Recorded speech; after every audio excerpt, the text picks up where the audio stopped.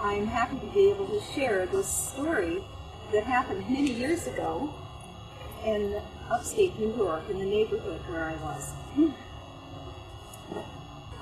All of our backyards met together, and there were a lot of children in the neighborhood, and I had a very large, big, red Irish setter dog who was friendly with all of the children. In fact, as he did service to all of the neighbors because he kept the deer from getting in people's gardens and keep them away.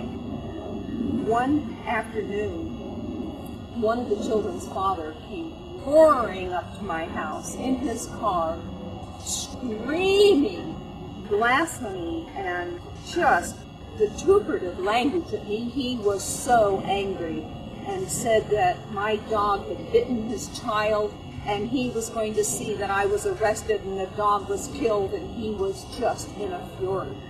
And then he didn't even get out of the car, and he tore his car around and tore out of there in great, great rage. I was so taken back because my dog would never have bitten a child.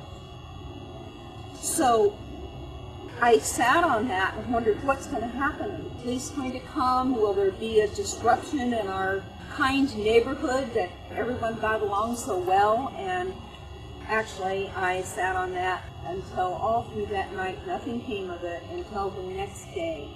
Well, I did check in with the children because I needed to find out if indeed something had happened with my big dog. And I did check with the children, and it so happened that his daughter, whom he thought had been bitten, really had not been bitten. She was teasing my dog with a cookie and putting it in front of his nose and then taking it away and putting it in front of his nose. And then when she did it, the dog just took the cookie and said, more or less, thank you. But she just went screaming to her father that maybe he didn't hear her, I don't know. But the children testified that that was the case. I went to see him, actually. It was pretty terrifying because the next day I went to see him at his place of work because I knew we had to have some kind of a confrontation and to be able to talk this out.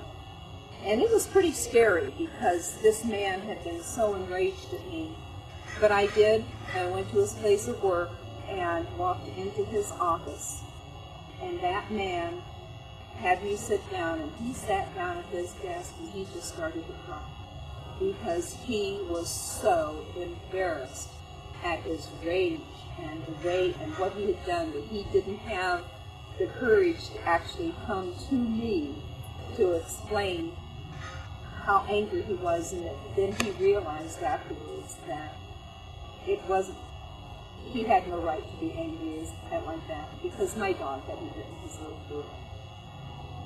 That solved everything, just to be able to have the courage to walk up into his office and to speak with him and resolve the whole situation.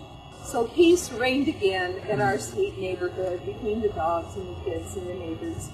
And I guess we all lived happily ever after because of nonviolence and the courage to face up to it.